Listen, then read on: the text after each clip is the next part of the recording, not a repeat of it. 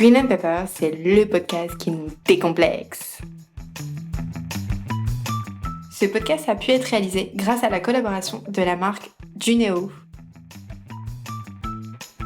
Bonjour à toutes, aujourd'hui on parle de l'idéalisation de l'allaitement. Mais on évoquera aussi les différents laits infantiles de Juneo avec Maëva, jeune maman blogueuse. Maëva, du compte Instagram Dans les valises de Marceau, est depuis peu ambassadrice Juneo. Mais elle est avant tout une maman comblée avec Marceau et bientôt de son petit frère qui a décidé d'arriver 18 mois à peine après la naissance de son aîné. Heureuse de vivre une relation fusionnelle avec son petit bébé arc-en-ciel, comme elle aime l'appeler. Elle n'était pas prête psychologiquement le jour où Marceau a décidé qu'il ne voulait plus de la tétée. Une période qu'elle appelle le sevrage de la maman allaitante et que Maëva vit comme un choc. Mais surtout, elle nous parle de sa grande difficulté à trouver un lait infantile pour Marceau. En effet, il est allergique à la protéine de vache. Entre problèmes de prise de poids, régurgitation, problèmes de peau et portefeuille à sec, Maëva nous raconte son parcours de vie jusqu'au jour où elle a découvert le lait de chèvre en poudre Juneo. Elle nous explique aussi pourquoi elle affectionne autant la marque. Un épisode à cœur ouvert d'une maman qui se confie sur la solitude et la détresse ressentie face au sujet vital qu'est l'alimentation de bébé. Bref, je ne vous en dis pas plus, c'est parti!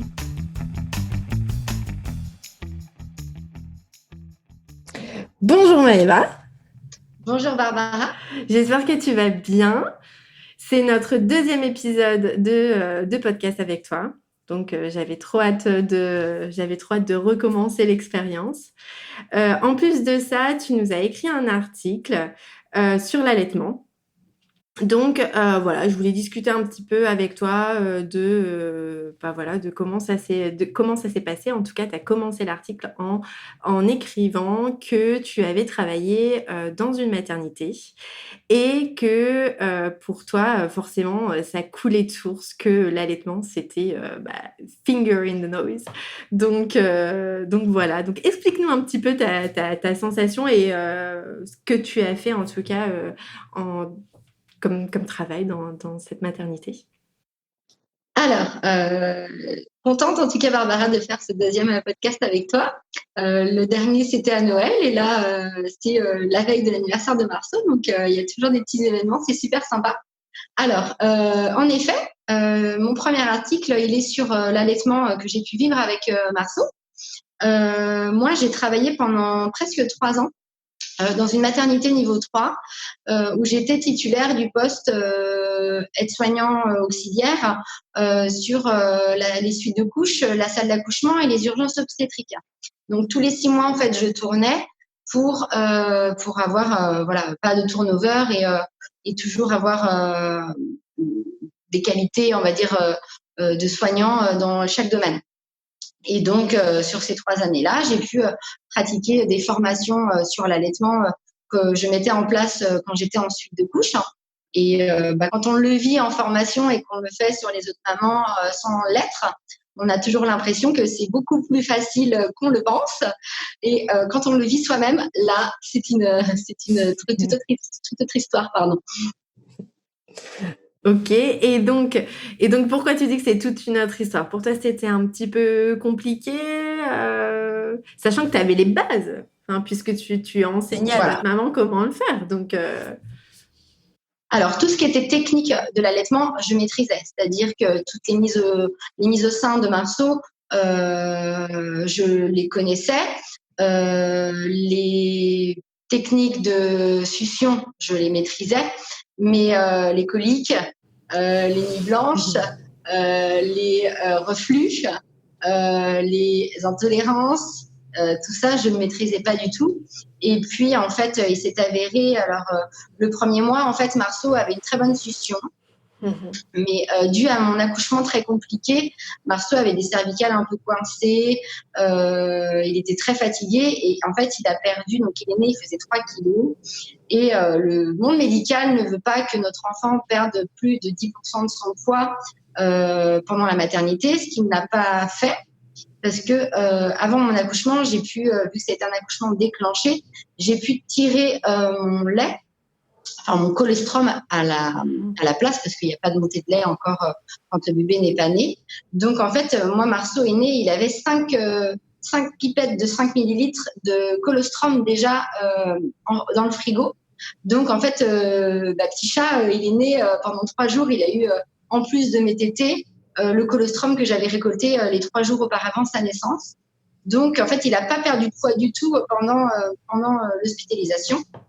Mais le retour à la maison fut compliqué dans le sens où là, il a chuté en poids. Donc, de 3 kilos, il est passé à 2,3 kilos. D'accord. Et donc là, ça a été l'alerte au niveau médical, pédiatre, sage-femme, ils mettent un sérieux coup de pression, alors que Marceau était très bien. Mais en fait, ma montée de lait s'est fait très tardive. Marceau était très fatigué. Et il s'est avéré que Marceau était un bébé RGO, donc avec un reflux gastro-œsophagien. Au début, le RGO était sans symptômes apparents, d'intolérance apparente, c'était un RGO, point final. Et puis, donc le premier mois a été très, très, très compliqué. Je me suis battue pour ne pas arrêter mon allaitement, puisque tout le monde autour de moi m'a dit d'arrêter, vu qu'il ne prenait pas de poids et qu'il pleurait beaucoup et qu'il vomissait le peu qu'il prenait. Donc, je suis passée en DAL au bout de 15 jours. Au bout de 15 jours de retour à la maison, donc on a mis le DAL en place. Donc, le DAL, c'est un dispositif d'allaitement, d'aide à l'allaitement. Donc, comme la paille au doigt, où on met une petite tubulure, on tire son lait au préalable, on met son enfant au sein et on lui met une petite tubulure dans la bouche pour compléter chaque tétée pour qu'il puisse grossir très vite et se nourrir comme il faut. Et ça a duré 1 mois et demi. D'accord. Pendant 1 mois et demi, jusqu'à ces 2 mois. Donc, pendant 1 mois et demi, j'ai complété mon fils à chaque tétée. Donc, chaque tétée, on était à des tétées à volonté. Donc, c'était 10, 15 tétées par jour à mettre tout un dispositif en place pour le nourrir. Ça a été très, très dur moralement, psychologiquement. Très fatigant, parce qu'en plus de chaque tétée, il fallait tirer son lait après les tétées. Donc c'était vraiment, je passais longtemps qu'à ça. Donc ça a duré 2 mois. Marceau a bien repris son poids, mais avait toujours ce fameux reflux qui nous a vraiment pourri la vie. On a été hospitalisé 2 fois. Il a été sous traitement. Et puis à ces 3 mois et demi, 4 mois, j'ai commencé à chercher un peu plus loin sur mon alimentation. Parce que je me rendais compte en fait que ces reflux étaient vachement prononcés dès que je pouvais consommer un bol de lait le matin, des yaourts, du fromage, au lait de vache, bien sûr.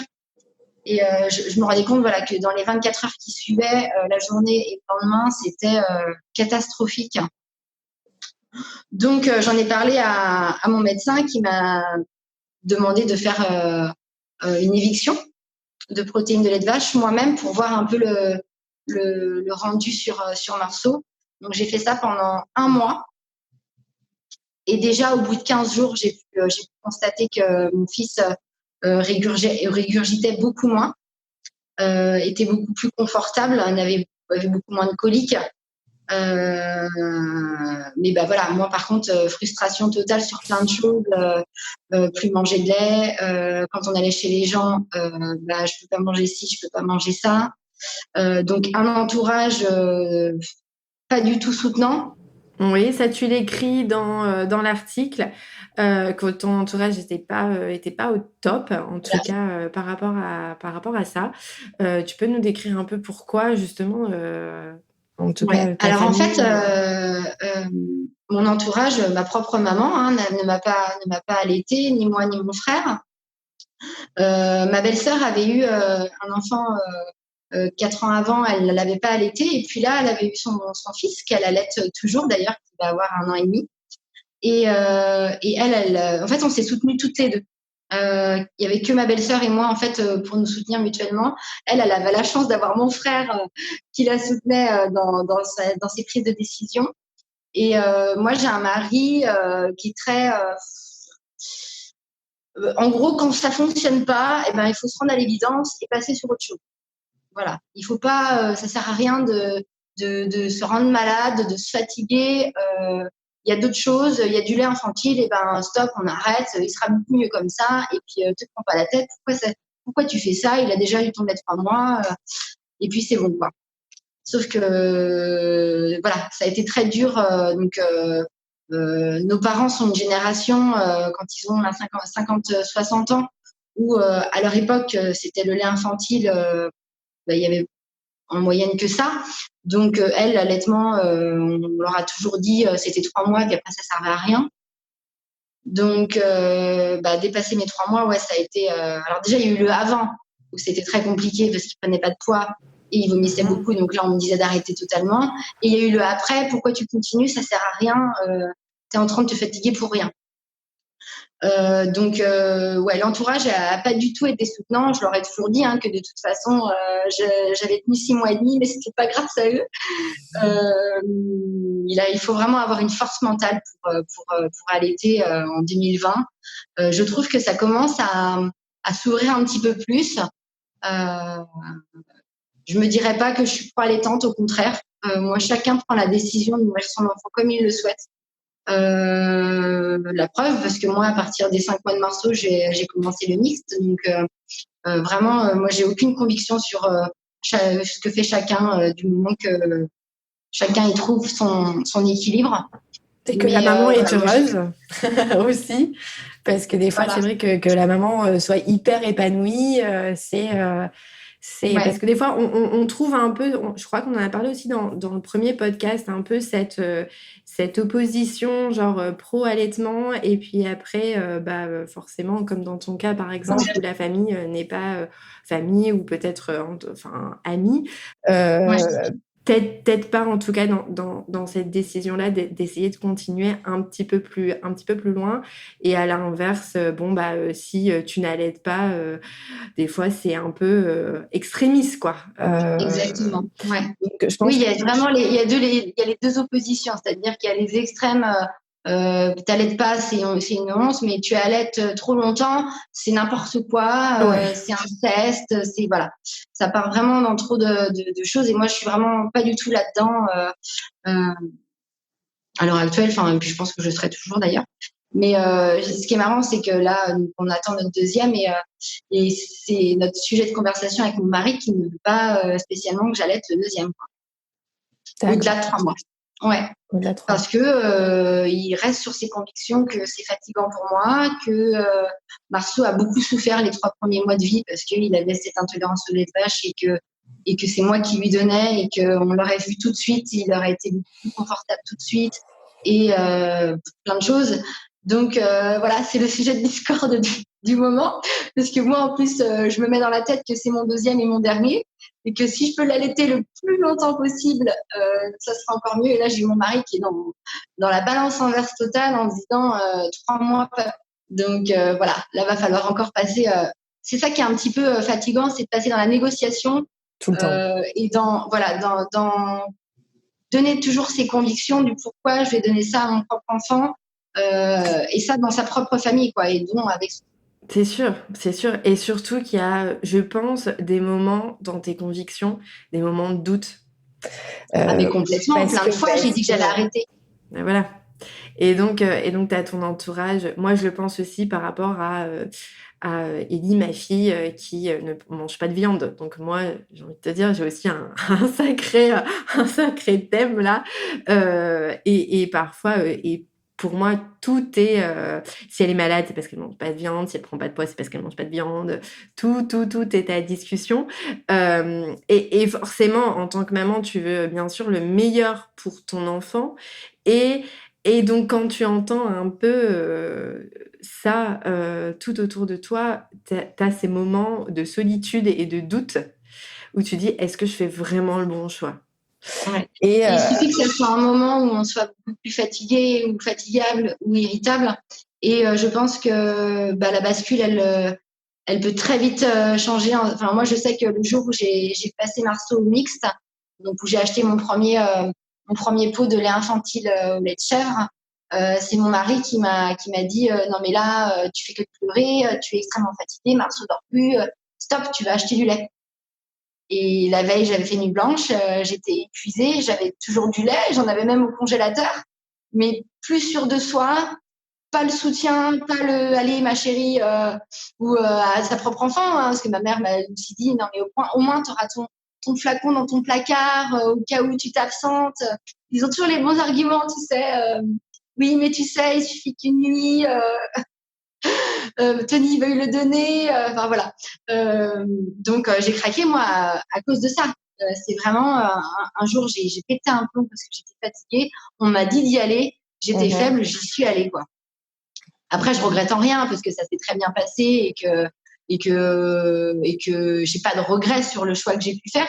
Mais le lendemain, tu te dis mais j'aurais peut-être pu encore attendre un mois en fait. Ouais. Mais après, je pense aussi qu'il y a un moment, comme tu le disais, où tu as une phase où tu es très, très, très, très fatigué du fait qu'on ne dort pas, que c'est dur. Et je pense que l'entourage, la famille ou alors ton mari, ils te disent ça parce que forcément, ils ont de la peine et ils veulent t'aider.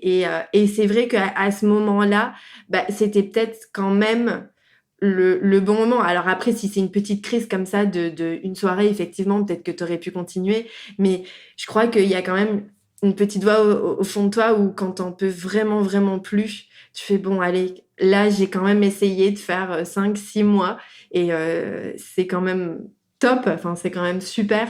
C'est déjà plus de 3 mois. Effectivement, peut-être que tu aurais fait peut-être un peu plus, mais ça n'empêche que je pense qu'il faut quand même pas avoir de regrets et t'as quand même tout donné et en plus de ça, t'as réussi à combiner les deux. Donc, c'est super. C'est super. Ouais, non, complètement. Et puis en plus, mon allaitement, donc c'est fini à ces 6 mois et demi, mais c'est pas moi qui ai pris la décision d'arrêter l'allaitement comme je peux l'écrire dans mon article. C'est Marceau qui a fait son propre sevrage du jour au lendemain. Et j'ai appelé ça le sevrage de la maman allaitante parce qu'on n'en parle pas. On en parle rarement hein, de l'enfant qui décide, lui, un jour de ne plus vouloir manger le lait de sa maman. Ouais. Et donc, moi, c'est ce qui s'est produit voilà, à ces 6 mois et demi. Donc, en fait, c'est ça qui est un petit peu cruel, c'est que c'est quand tout est bien stable, quand on a trouvé notre bon rythme, qu'il n'y a plus d'engorgement, qu'il n'y a plus de mastite, qu'il n'y a plus de pleurs la nuit, que ton enfant dort, que l'allaitement est devenu vraiment un plaisir partagé, on va dire vraiment une fusion pour les deux. Que ton mari kiffe aussi maintenant parce que il peut donner un peu le biberon. Il y a les moments du soir où on est en train de donner le sein. Que là, un matin, tu te réveilles et que c'est fini.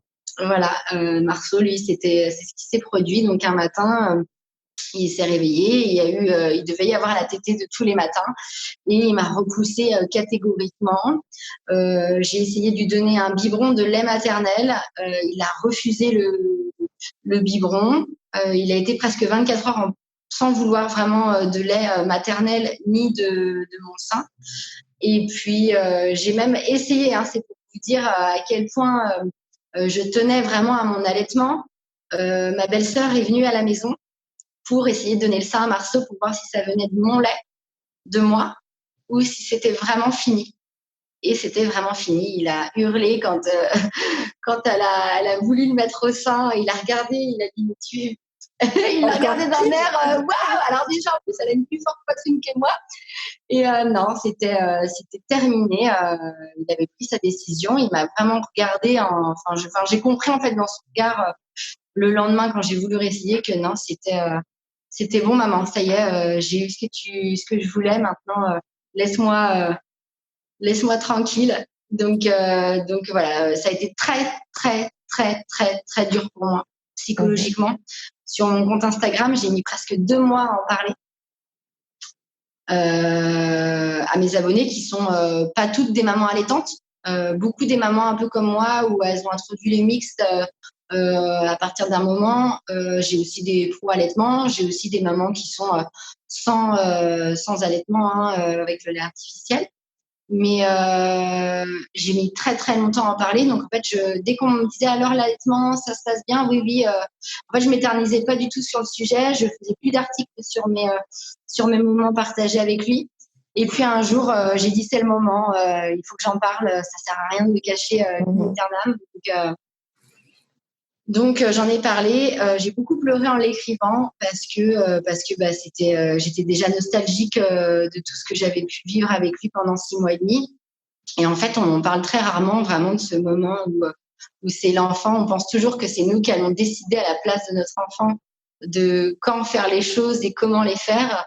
Et là, c'était Marceau qui avait décidé à ma place de tout arrêter. Et ouais, ça a été très dur, très très dur. Des fois, je suis nostalgique de me dire. Là, il a été très malade pendant 2 mois et je me dis, bah là, j'allaiterai encore. Je suis sûre qu'il ne le serait pas. C'est des choses un peu comme ça où j'avais mes convictions de me dire, bah là, il y aurait l'allaitement, je le mettrai au sein, je pourrais le, le conforter comme je peux avec ça, quoi. Ouais. Après, c'est vrai que tu avais souligné un point que je trouve qui est hyper intéressant, qu'après on pourrait faire un autre épisode, mais on n'en parle pas souvent, justement, des papas et de la frustration qu'ils peuvent aussi avoir, je pense, quand on allaite. Moi, je me souviens, enfin, mon conjoint, c'était Ellie pleurait, donc c'est forcément, elle a besoin d'être allaitée.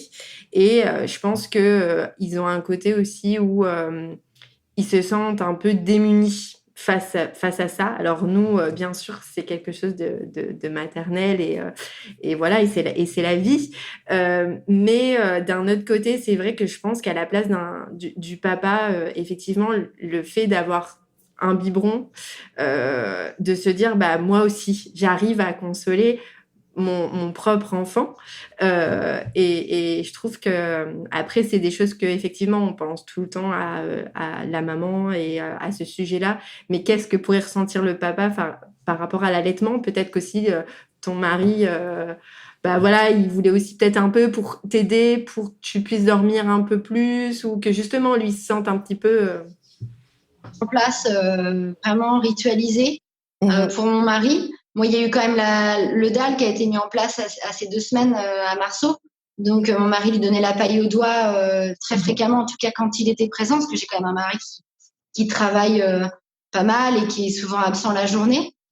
Donc, le soir, par exemple, c'était lui qui faisait le bain. Le bain du soir, ça me frustrait d'ailleurs pas mal parce que j'avais pas ce moment-là, mais je sentais que ça, c'était son moment à lui. Il s'enfermait dans la salle de bain avec son fils et il y passait 1 heure, il l'enveloppait, il faisait du pot à pot.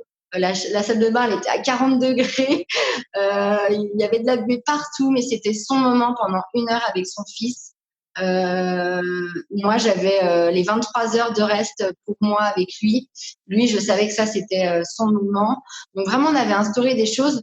Mais en fait, moi, je pense que mon mari n'a pas été soutenant parce que il avait toujours l'impression que Marceau nous manquait. Lui, c'était plus dans le sens, mon fils ne se nourrit pas assez et il a faim. Parce qu'en plus, j'avais pas une forte poitrine. Moi, j'ai été la maman allaitante qui produit que le lait dont son enfant a besoin, ni plus ni moins. Quand il y avait des poussées de croissance, je sentais un petit peu que j'avais une montée de lait, donc que ma réserve se réadaptait à ses besoins. Donc en fait, quand je tirais pas non plus des masses, ou alors il fallait vraiment que je stimule beaucoup. Donc lui, en fait, il constatait tout ça. Et je pense que c'est ça qui le faisait paniquer en se disant, mais regarde, si tu tires rien, c'est qu'il ne mange rien. Et de prendre un biberon, pour lui, c'était beaucoup plus terre à terre, je pense. Voilà. Puis après, voilà, j'ai un mari qui est épicurien et qu'il faut manger pour avoir la bonne santé. Donc, son fils n'avait pas la bonne santé au début. Donc, voilà, pour lui, c'était... Après, les moments, vraiment, il les a eus la nuit. Il se levait pour faire le change. Il s'en allait en balade avec son fils euh, dans la journée, le week-end. Vraiment, je pense réellement j'ai eu un papa, alors au tout début, maintenant il le fait un peu moins, mais ça a été un papa porteur. Hein. Moi, je suis très portage, donc j'avais acheté un porte-bébé pour nous deux. Le soir, en rentrant du travail vers 20h, Marceau faisait souvent ses décompensations, là, on appelle ça les cris de la journée. Donc, c'est mon mari qui prenait le relais, donc en portage. La nuit, il faisait aussi du portage si Marceau avait beaucoup de reflux. Il a adoré. Vraiment, on a réussi. Quand on entend vraiment des mamans qui disent que l'allaitement c'est pas juste pour le papa parce que il n'a pas sa place. Là-dessus, par contre, je suis pas du tout d'accord parce que on peut toujours réussir à trouver sa place. Si le papa trouve pas sa place, c'est que je pense que la maman ne donne pas la place au papa dans les premiers mois de vie de son enfant partagé, en tout cas. Ouais. Parce qu'il y a toujours des solutions. C'est sûr, il y a toujours des solutions comme tu le dis. Après, voilà, c'est le tout je pense, de s'ajuster aussi et voilà, ta vie, elle vient un peu se chambouler. Et après, bien sûr, je pense que chaque papa est différent, chaque caractère est différent. Enfin, donc, après, c'est juste de trouver sa bonne balance, en tout cas, et de s'adapter. Nous, on était aussi en mode, c'est le bain, ça va être ton moment, c'est sûr. Et en fait, Ellie, par exemple, bah, mais pas du tout, du tout, du tout. Donc, c'était panique. Et j'ai encore une vidéo où elle était rouge, elle pleurait, ça n'allait pas du tout. Donc, il était, le pauvre, mais tellement frustré. Et voilà, après, je pense que c'est un trio. Et après, il faut juste bien trouver son rythme. Ouais. Alors après, tu as parlé, bien sûr, que Marceau, tu as passé au lait de chèvre. Et donc, tu as pu voir une réelle différence. Donc, c'est chouette.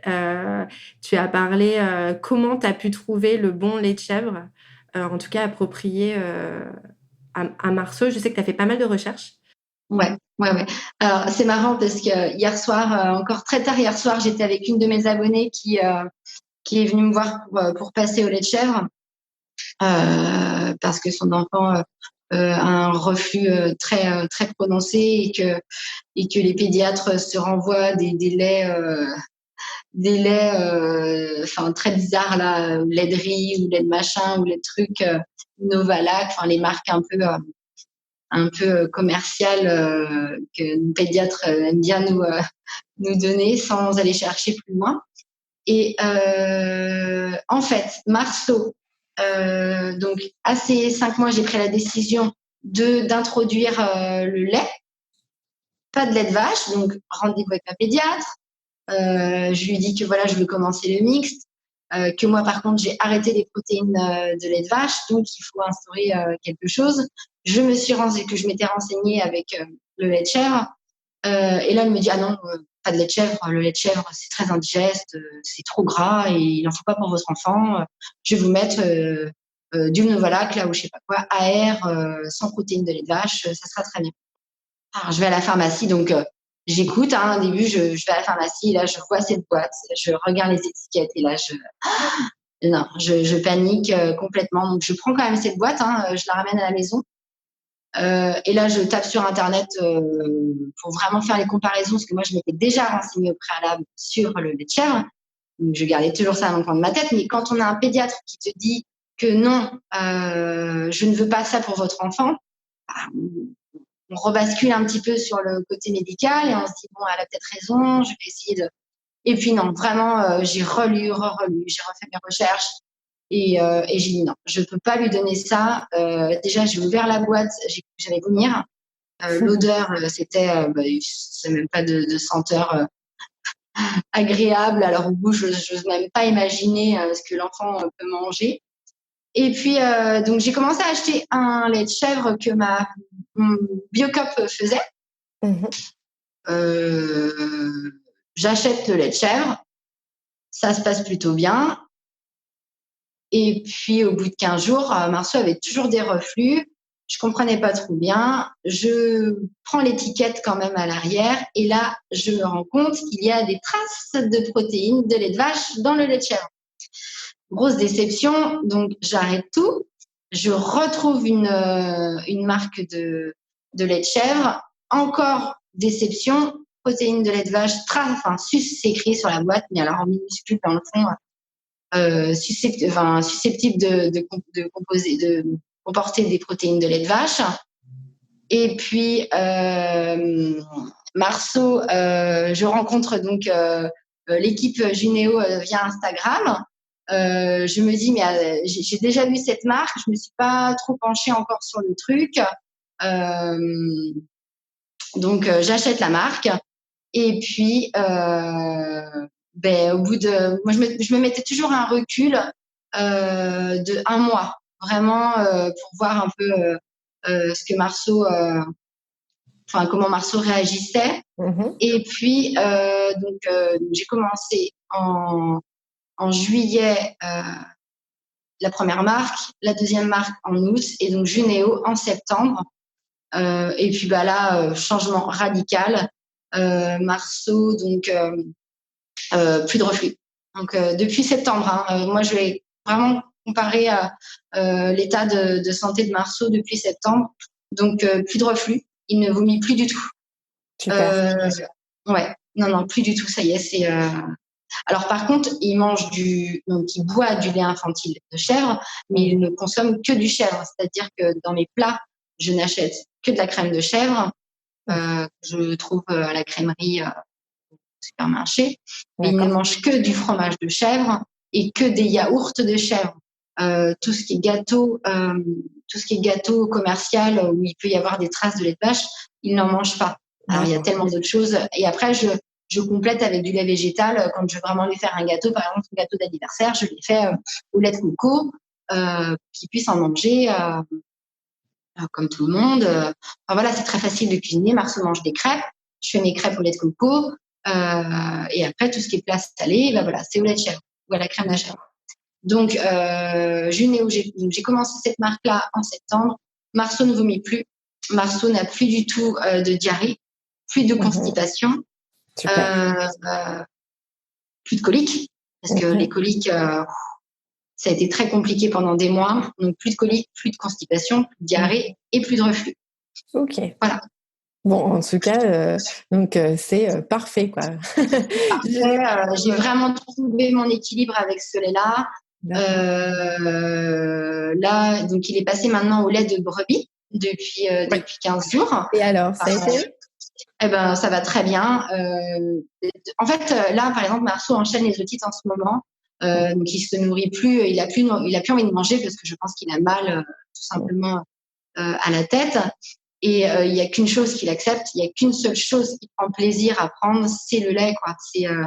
C'est vraiment devenu un plaisir pour lui.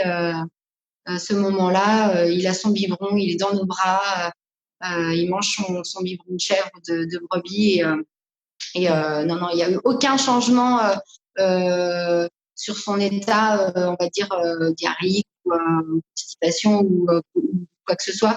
De chèvre à brebis, tout s'est très bien passé. Alors, j'ai fait en alterné, c'est-à-dire que, par exemple, à la crèche, j'ai mis la boîte de chèvre. Comme ça, il avait un biberon de chèvre quand il était à la crèche et puis 2 biberons de brebis à la maison. Et puis comme ça, progressivement, ça s'est pas fait du jour au lendemain, la transition. Ok, top. Et donc, pas de préférence entre le chèvre et le brebis? T'as pas du tout vu un changement? Pas pour le moment. Après, j'ai pas assez de recul. Moi, je me laisse toujours 1 mois de recul, vraiment que son système digestif se fasse et se tapisse. Mais là, on n'est qu'à 15 jours, donc j'ai pas encore assez de recul, je pense. Okay. Vraiment, je le verrai. Tu me rappelles dans 15 jours et puis je te dis ce qu'il en est sur son état. Ok, top. Mais après, si j'ai rien à constater, c'est que tout va bien. Que tout va bien, oui. Voilà. Oui. Ouais.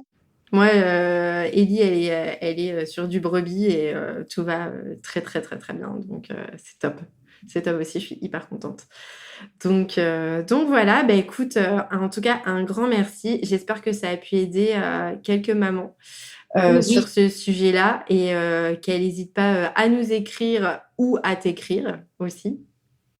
Alors, je pense qu'il y en a une qui va bientôt le faire parce que hier soir, je lui ai dit, parce qu'en fait, elle a acheté du lait de chèvre en pharmacie et en fait, elle s'est rendue compte hier soir quand je lui ai demandé d'aller regarder l'étiquette. Et ben, il y avait des traces de lait de vache dedans, donc elle a paniqué, elle était déçue, mais elle s'est dit, mais en fait, elle s'est sentie un peu trahie par la marque en se disant, mais on nous écrit lait de chèvre en gros, et en fait, il faut vraiment qu'on aille chercher, pour se rendre compte qu'en fait, il n'y a pas que ça. Oui. Donc, j'aurais dit de contacter justement l'équipe, qu'elle était très disponible et qu'elle saurait répondre au mieux, en tout cas en profondeur que moi, aux questions qu'elle pouvait se faire, parce qu'en fait, moi, la plupart des abonnés qui sont passés au lait de chèvre, elles ont toujours peur. Alors, je crois qu'il y en a, je suis rendue à 5-6 abonnés sur cette marque-là. Et elles ont toujours peur, celles qui ne passent pas le cap, c'est de ne pas trouver la marque. D'accord. Voilà. Elles ont peur que dans leur magasin bio, la marque ne le fasse pas, ou à chaque fois, elles ont des interrogations sur est-ce que la livraison est rapide, si on n'anticipe pas, est-ce que le lendemain ou le surlendemain, on peut avoir quelque chose. En gros, leur question, elle était plutôt ciblée sur mais est-ce qu'il n'y a pas un site pour voir où ça se localise, dans quel magasin bio on peut trouver cette marque-là.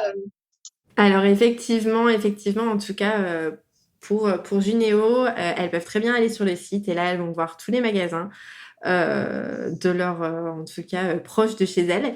Et après, on a aussi bien sûr le e-shop où elles peuvent commander. Et dans quelques mois, voilà, on annoncera une petite surprise qu'il n'y aura pas besoin d'y penser et que le lait viendra tout seul chez vous.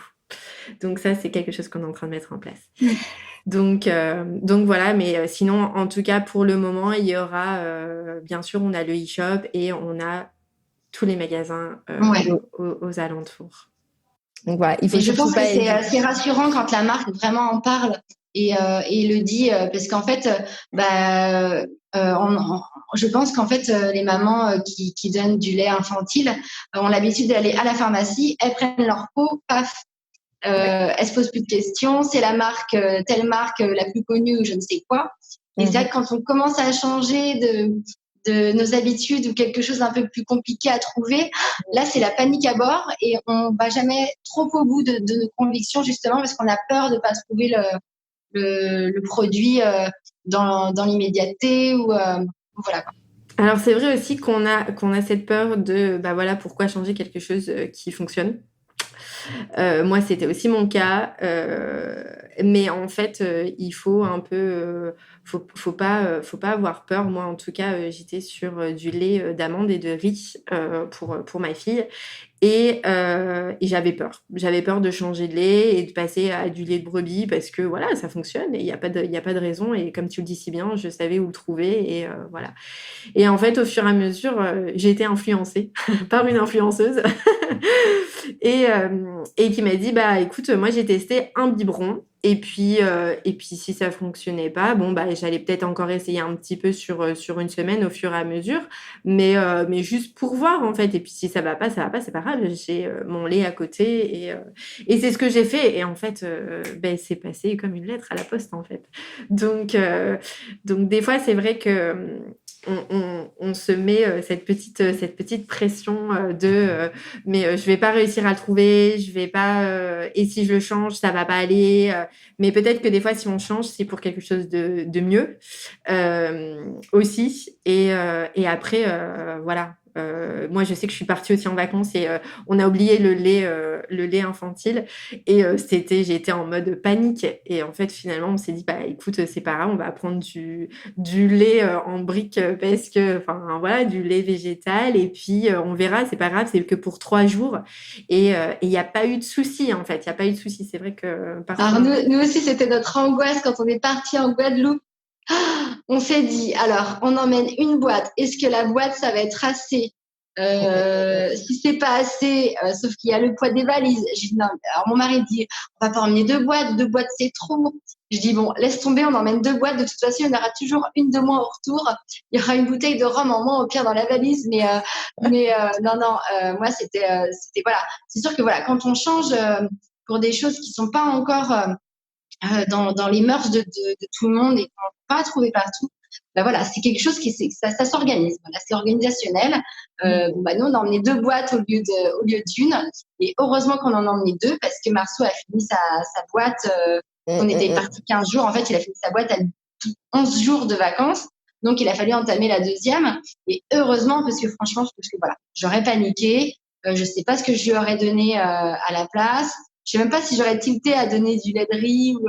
Ouais, non, mais après, moi, c'est pareil, hein. J'étais en mode panique totale, et puis j'étais dans un pays où il n'y a pas forcément du bio, il n'y a pas. Donc, le seul truc bio, c'était du lait végétal, et puis, j'ai mixé 2 laits, et puis le soir, et puis voilà, elle s'est passée comme une lettre à la poste, et il n'y a pas de souci. En fait, des fois, on se met ce petit coup de pression, et bien sûr, on s'engueule, et puis voilà, on passe par. Et on cherche la faute à l'un ou l'autre qui a oublié le lait infantile. Et en fait, finalement, la petite, c'est tout, c'est pas grave, elle va pas se laisser mourir de faim, et elle va s'adapter, et il y a pas de souci. Donc voilà. Et pour conclure, en tout cas, un très très grand merci. Et s'il y a des mamans qui ont des doutes, il faut surtout pas hésiter à nous contacter. On est vraiment à l'écoute de chacune d'entre elles. On essaye d'être le plus rapide, en tout cas, sur des messages ou des commentaires. Mais voilà, faut surtout pas hésiter, en tout cas. Exactement. Ouais. Moi, vraiment, je les renvoie tout le temps. Alors, j'essaie de répondre au mieux, bien sûr, sur tout ce que j'ai pu apprendre dans mes recherches et de ma vie de maman avec un bébé qui mange du lait de chèvre. Mais chaque fois, je leur renvoie à la marque en leur disant, eux, ils ont vraiment les molécules. Enfin, ils vont vraiment réussir à te rassurer sur des choses un peu plus techniques. Si vraiment il y a des choses qui t'interrogent. Mais vraiment, moi, je suis vraiment trop contente quand on vient me demander mon avis sur ça. Et là, j'ai encore une amie Insta, parce que je la considère maintenant comme une amie Insta, qui avait un bébé qui était rempli de coliques. Donc, il a 2 mois. 2 mois, son fils, colique sur colique sur colique sur colique, avec beaucoup de. En fait, il buvait, et en fait, son reflux direct après chaque biberon. Elle était rendue à son 6e lait, je crois, depuis 5e lait depuis qu'il était né. C'était plus vivable. Elle m'a demandé qu'est-ce que tu en penses. Moi, je lui ai dit ce que j'en pensais. Elle a acheté la marque, enfin, elle a acheté le lait de chèvre. Son fils, c'est devenu un gros glouton. Il ne vomit plus et il n'a plus de coliques. Et là, il commence à faire ses nuits apaisées. Donc moi, quand je lis ça, je suis juste, c'est super. Je suis juste ravie en fait d'avoir pu communiquer cette expérience que je suis en train de vivre, et surtout de pouvoir montrer que mon fils va bien, et que voilà, si je peux rassurer d'autres mamans à passer le cap, moi c'est ça que je recherche vraiment dans la communication, c'est ça quoi. Moi je forcerai personne à faire quoi que ce soit. Mais quand elle passe le cap et que j'entends qu'en fait, voilà, c'était ça la solution, c'est vraiment trop, trop bien, quoi. Ouais. Et c'est ça. Le tout, c'est de pas forcer. Il faut que ça vienne de l'intérieur comme ça, et on le sent, et on passera le cap sans souci. Donc voilà. Écoute, un très très grand merci pour ton temps, pour partager avec nous ton expérience. C'est vraiment, à chaque fois, c'est tellement enrichissant. Donc merci. Et puis, le mois prochain, on en refera un autre. Exactement. Je te remercie, Barbara. Et oui, hâte d'être dans le mois prochain pour parler d'un nouvel article que je suis en train d'écrire, en effet. Ouais. Super. Merci beaucoup et à très vite. À très vite. Vous pouvez dès maintenant vous abonner au podcast Green and Pepper sur iTunes et y laisser votre avis afin de nous soutenir. On a vraiment besoin de vous. Suivez notre actualité sur Instagram et n'hésitez pas à le partager avec vos amis et d'autres parents en détresse. À très vite!